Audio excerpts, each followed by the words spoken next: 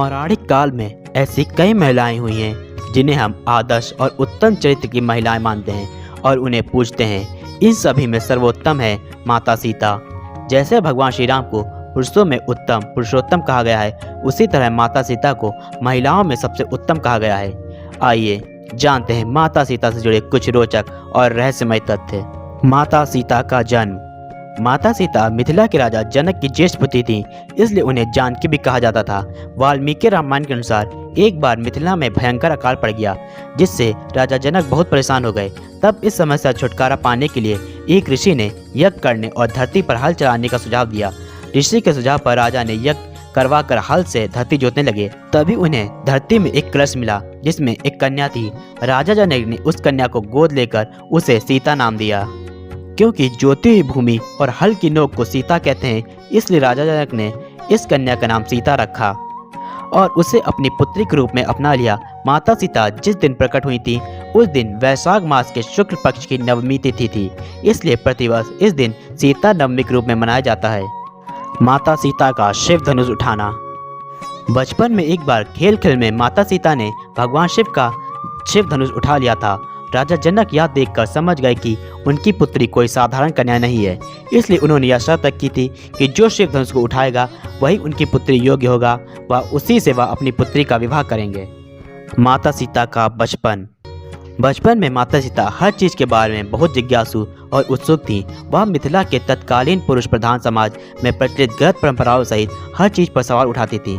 उन दिनों मिथिला में देवताओं के कई मंदिर तो थे, पर देवी का एक भी मंदिर नहीं था। इस पर माता सीता ने अपने पिता राजा जनक से इस बारे में पूछा। राजा जनक, जो स्वयं बहुत बुद्धिमान, सदाचारी, तपस्वी व्यक्ति थे, जो चरित्र के ऊंचे आदर्श, प्रगतिशील मानसिकता और पूर्ण ज्ञान से संपूर्ण थे। माता सीता की बात सुनने के बाद राजा जनक ने अपने राज्य में देवी गौरी के मंदिरों का निर्माण करवाया। साथ ही उस समय सिर्फ पुरुषों को ही शिक्षा प्राप्त करने की अनुमति थी। साथ ही आश्रम में सिर्फ पुरुष शिक्षकों की अनुमति थी। माता सीता ने इस नियमों को भी बदलवा दिया, जिसके बाद स्त्री पुरुष दोनों को शिक्षा का अधिकार प्राप्त हुआ। साथ ही महिला शिक्षकों को भी पढ़ाने की अनुमति मिली। माता सीता ने स्त्रियों को आगे बढ़ने में बहुत योगदान दिया था। आज जो स्त्रियां पढ़ती व पढ़ाती हैं, वह माता सीता के ही कारण संभव हो पाया है। रामचरितमानस में माता सीता का जिक्र। रामचरितमानस में माता सीता का जिक्र 147 बार किया गया है। माता सीता का स्वयंवर। रामचरितमानस में सीता स्वयंवर का जिक्र मिलता है। कहते हैं कि जब सभी राजा महाराजा शिव धनुष को उठाने में असमर्थ हो गए, तब भगवान राम ने शिव धनुष को उठाकर उसे तोड़ दिया। पर वाल्मीकि रामायण में स्वयंवर का जिक्र नहीं मिलता।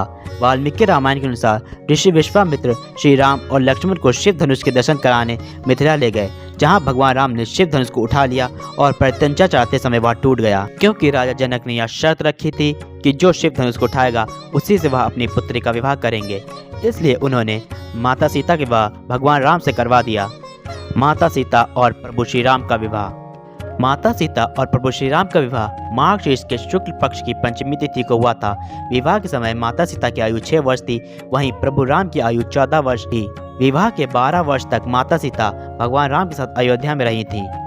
विवाह के बाद माता सीता कभी अपने मायके मिथिला नहीं गईं। वनवास जाने से पहले राजा जनक ने माता सीता को मिथिला चलने के लिए कहा था, लेकिन उन्होंने अपने पतिव्रत धर्म का पालन करते हुए जाने से मना कर दिया और वह भगवान श्री राम के साथ वन को चली गईं। माता सीता का पतिव्रत धर्म। यह बहुत ही आश्चर्य है कि वनवास श्री राम को मिला, लेकिन माता सीता भी उनके साथ महलों का सारा सुख, धन और वैभव छोड़कर चल दी। सिर्फ इसलिए नहीं कि उन्हें अपने पतिव्रत धर्म को निभाना था, इसलिए भी उन्होंने 7 वचन साधने पड़े थे। उस काल में वन आज के जैसे पिकनिक स्पॉट नहीं थे, बल्कि बहुत ही कठिन व भयानक हुआ करते थे। जंगली जीवों के साथ साथ राक्षसों का भय रहता था। राजा दशरथ ने माता सीता को अपने साथ सभी राजसी सुख, नौकर चाकर ले जाने को कहा था, क्योंकि वनवास से भगवान राम को हुआ था। इस वनवास का नियम माता सीता पर लागू नहीं होता था, पर इसके बावजूद माता सीता ने सारी सुख सुविधा को ठुकरा दिया। माता सीता ने यह कहकर मना कर दिया कि जब उनके पति वनवासी की तरह रहेंगे तो वह स्वयं कैसे रानी की तरह रह सकती हैं। रावण नहीं कर पाया था असली माता सीता का हरण। पद्म पुराण के अनुसार माता सीता एक नहीं 2 थी, पहली असली और दूसरी माया। इसकी कथा इस प्रकार है। एक बार जब लक्ष्मण जी कंदमूल फल लेने गए, तब प्रभु राम ने माता सीता से कहा कि अब मैं नर नीला करूंगा और जब तक मैं राक्षसों का विनाश करूं तब तक आप अग्नि में निवास करें। ऐसा कहकर माता सीता को अग्निदेव को सौंप दिया। इसके बाद असली माता सीता की जगह माया की माता सीता प्रकट हुई। इस तरह जब माता सीता का हरण हुआ तो वो माया थी, न कि असली माता सीता। इसका संकेत इस बात से भी मिलता है कि जब रावण ने बलपूर्वक माता सीता को पकड़ा और रथ में बिठाया तो माता सीता के पतिव्रत धर्म के मुताबिक रावण को वहीं भस्म हो जाना चाहिए था, क्योंकि माता सीता स्वयं माता लक्ष्मी के अवतार थी। उनका हरण असंभव था। हरण संभव इसलिए हुआ क्योंकि वहां माता सीता नहीं, उनका प्रतिबिंब था। माता सीता का साहस। माता सीता का जब रावण हरण कर लिया और उन्हें अशोक वाटिका में रखा, तब इस कठिन परिस्थितियों में उन्होंने शील, सहनशीलता, साहस और धर्म का पालन किया। इस दौरान रावण ने उन्हें साम, दाम, दंड, भेद की नीति से अपनी ओर झुकाने का प्रयास किया, लेकिन माता सीता नहीं झुकी, क्योंकि उनको रावण की ताकत और वैभव के आगे अपने पति श्री राम और उनकी शक्ति के प्रति पूरा विश्वास था। रावण ने माता सीता को 2 वर्ष तक कैद में रखा। इस दौरान पहले माता सीता को अशोक वाटिका में, बाद में एक गुफा में कैद कर रखा गया था। माता सीता श्रीलंका में बिना खाए पिए कैसे रहीं? जब रावण माता सीता का हरण कर अपनी अशोक वाटिका में ले आया, उसी रात ब्रह्मा जी ने देवराज इंद्र को एक दिव्य खीर दी, जिसे खाने के बाद माता सीता को जब तक वह लंका में रहेंगी उन्हें भूख व प्यास नहीं लगेगी। देवराज इंद्र वह खीर लेकर माता सीता के पास पहुंचे। वह अपनी माया से सभी राक्षसों को गहरी नींद में सुला दिया। इसके बाद वह खीर माता सीता को दे दी, जिसे खाकर माता सीता को तब तक भूख और प्यास नहीं लगी जब तक वह लंका में रहीं। रावण के आते ही क्यों घास का तिनका उठा लेती थी माता सीता? अगर आपने रामायण पढ़ी या टीवी पर देखी होगी तो आपने एक बात जरूर गौर की होगी कि हरण के बाद जब भी रावण माता सीता के सामने आता था तो माता सीता एक घास का तिनका उठा लेती थी। इसके पीछे कहानी तब शुरू होती है जब माता सीता विवाह करके पहली बार अयोध्या आई। सनातन धर्म में हमेशा से यह रिवाज रहा है कि जब दुल्हन ससुराल में पहली बार खाना बनाती है तो सबसे पहले वह कुछ मीठा बनाती है।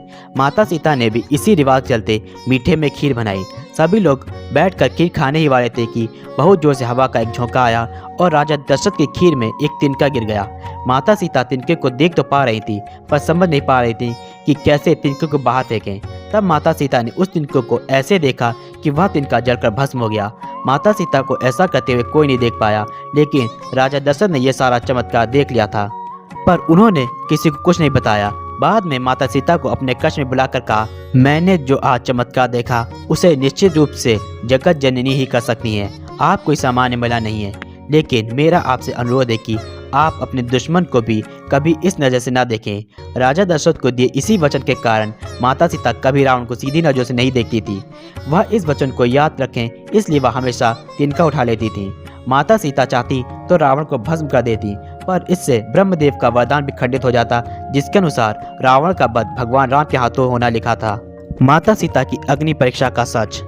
रावण वध के बाद जब माता सीता को अग्नि परीक्षा देने को कहा गया तो यह अग्नि परीक्षा माता सीता की पवित्रता साबित करने के लिए नहीं थी, क्योंकि भगवान राम को माता सीता की पवित्रता पर कोई संदेह नहीं था। यह अग्नि परीक्षा असली माता सीता को पाने के लिए ली गई थी। अग्नि परीक्षा के दौरान माया सीता अग्नि में समाहित हुई, तब वहां असली माता सीता प्रकट हुई और माया सीता उनमें समा गई। रामचरितमानस के अरण्य कांड में दोहा 23 और लंका कांड में दोहा 108 से 109 तक इस प्रसंग का वर्णन किया गया है। माता सीता ने क्यों दिया ब्राह्मण, तुलसी, नदी, कौवा को श्राप? एक बार माता सीता, भगवान राम और लक्ष्मण जी राजा दशरथ का श्राद्ध करने के लिए गया धाम पहुंचे। वहां ब्राह्मण ने श्राद्ध के लिए आवश्यक सामग्री जुटाने को कहा। इस पर भगवान राम व लक्ष्मण सामग्री जुटाने चले गए। ब्राह्मण ने माता सीता से आग्रह किया कि पिंडदान का समय निकलता जा रहा है। इसी दौरान वहां राजा दशरथ की आत्मा ने उन्हें आभास कराया कि पिंडदान का समय बीता जा रहा है। तब माता सीता ने समय का महत्व समझते हुए स्वयं पिंडदान का निर्णय लिया।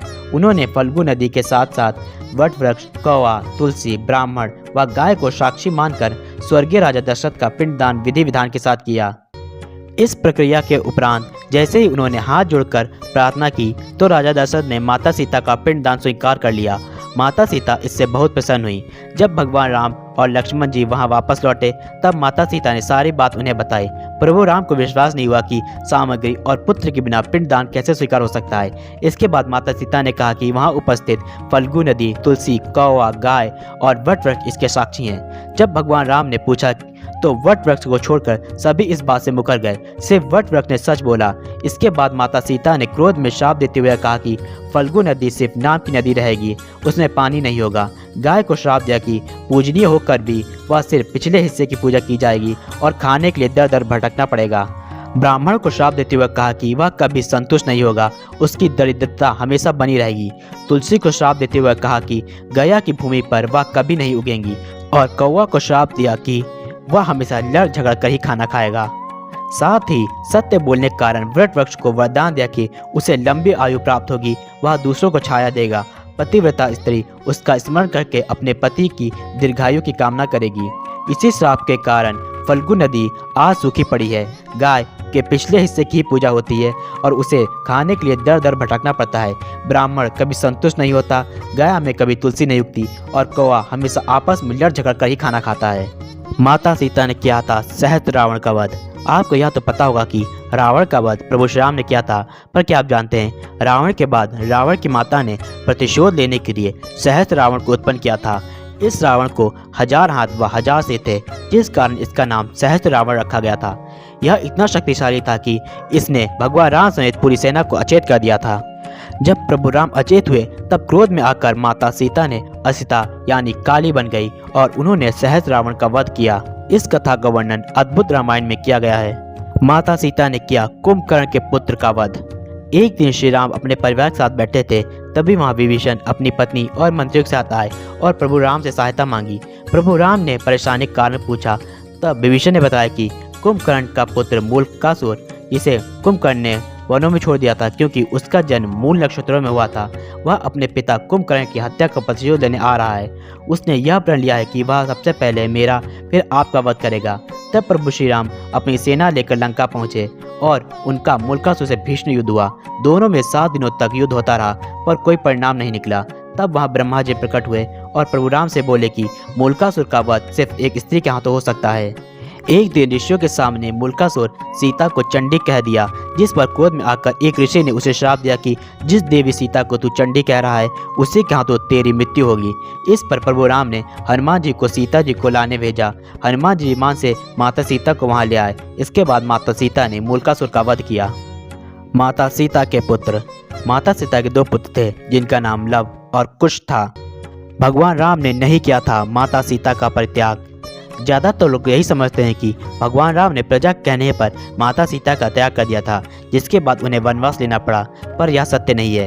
वाल्मीकि रामायण और रामचरितमानस में कहीं भी इसका वर्णन नहीं किया गया है। रामायण का अंतिम भाग बौद्ध काल में जोड़ा गया था। यह असली रामायण का हिस्सा नहीं है। असली रामायण में कहीं भी माता सीता के वनवास का जिक्र नहीं है। माता सीता के भाई और बहन। माता सीता की 3 बहनें थीं, उर्मिला, मांडवी और श्रुतिकी थी। इनमें उर्मिला जनक की पुत्री थी, वहीं मांडवी और श्रुतिकी राजा जनक के छोटे भाई की पुत्री थी। वहीं माता सीता के 2 भाई भी थे जिनका नाम मंगल और लक्ष्मी निधि था। मंगल धरती के पुत्र थे जो विवाह के समय प्रकट हुए थे। वहीं लक्ष्मी निधि के बारे में अधिक विवरण नहीं मिलता। कहीं उन्हें जनक का पुत्र तो कहीं उन्हें जनक के छोटे भाई का पुत्र कहा जाता है। वहीं कहीं कहीं उनके एक और भाई भूमंडल का जिक्र भी मिलता है, जिनका जन्म के समय ही अपहरण कर लिया गया था। वह भगवान राम और माता सीता के विवाह के समय इनके परिवार से पुनः मिलन हुआ था। माता सीता का बैकुंठ प्रस्थान। माता सीता के परम धाम लौटने के बारे में कहा जाता है कि वह धरती में समाहित हो गई थी। वहीं पद्म पुराण के अनुसार माता सीता ने भगवान राम के साथ जल समाधि ली थी। माता सीता अयोध्या की महारानी होने के बाद भी उन्होंने अपना जीवन बिना महंगे कपड़े, बिना साजो श्रृंगार के बिताया। उनका सादा जीवन शैली ही उनकी असली खूबसूरती थी। हम सबको भी माता सीता से ये सीखना चाहिए कि इंसान के गुण ही उसकी असली सुंदरता हैं।